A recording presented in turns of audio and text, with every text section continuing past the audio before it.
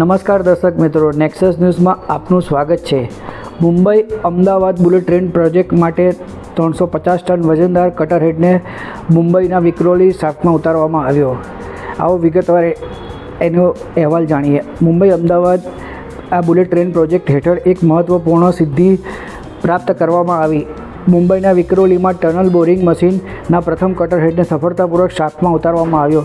13.6 metre વ્યાસ અને આશરે 350 ton વજન ધરાવતો આ કટરહેડના મુખ્ય શેલની પ્રાથમિક એસેમ્બલીના અંતિમ તબક્કાનું પ્રતીક છે।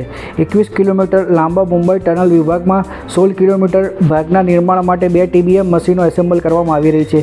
તેમાં ઠાણે ક્રીક નીચે બનનારી 7 કિલોમીટર લાંબી ટનલનો પણ સમાવેશ થાય છે, જે ભારતની પ્રથમ સમુદ્રની નીચેની રેલ ટનલ હશે। દરેક TBMનું વજન 3000 ટનથી વધુ છે અને રેલ ટનલ નિર્માણ માટે દેશમાં અત્યાર સુધી ઉપયોગમાં લેવાયેલી સૌથી મોટી મશીનો છે। 13.6 મીટર વ્યાસ ધરાવતો આ કટરહેડ એટલી વિશાળ ટનલ ખોદવામાં સક્ષમ છે, જેમાં હાઇટ સ્પીડ કોરિડોરની અપ અને ડાઉન બંને લાઇનો એક જ ટનલમાં રહેશે।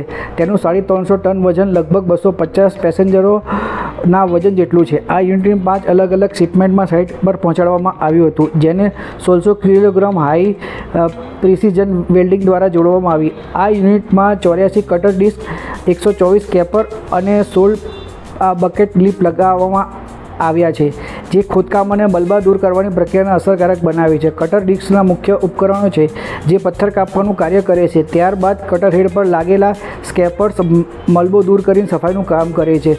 બકેટ લીપ કટરહેડનો તે ખુલ્લો ભાગ છે જેના માધ્યમથી મલબો મશીનના મક ચેમ્બરમાં પ્રવેશ કરે છે। તે મલબાને એકત્રિત કરવા અને તેને પાઇપલાઇનમાં શિફ્ટ તરફ દિશામાન કરવામાં મદદ કરે છે, જેથી ટનલમાંથી બહાર કાઢવાની પ્રક્રિયા શક્ય બને છે। આ TBM વિક્રોલીથી આશરે 6 કિલોમીટર પ્રવાસ કરીને ઘન શહેરી વિસ્તારમાં અને મીઠી નદીની નીચેથી પસાર થઈ બાંદ્રા કુર્લા કોમ્પ્લેક્સ ખાતે નિર્માણની બુલેટ ટ્રેન પ્રોજેક્ટ સ્ટેશન સુધી પહોંચશે, જ્યાં તેને બહાર કાઢવામાં આવશે।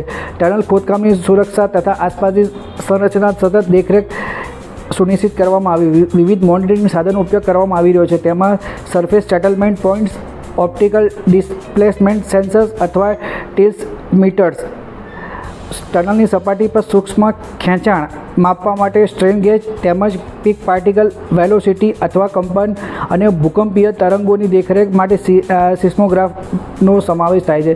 દર્શક મિત્રો, આવા સમાચાર જોવા માટે આપ અમારી ચેનલ લાઇક કરો, શેર કરો, સબસ્ક્રાઈબ કરો।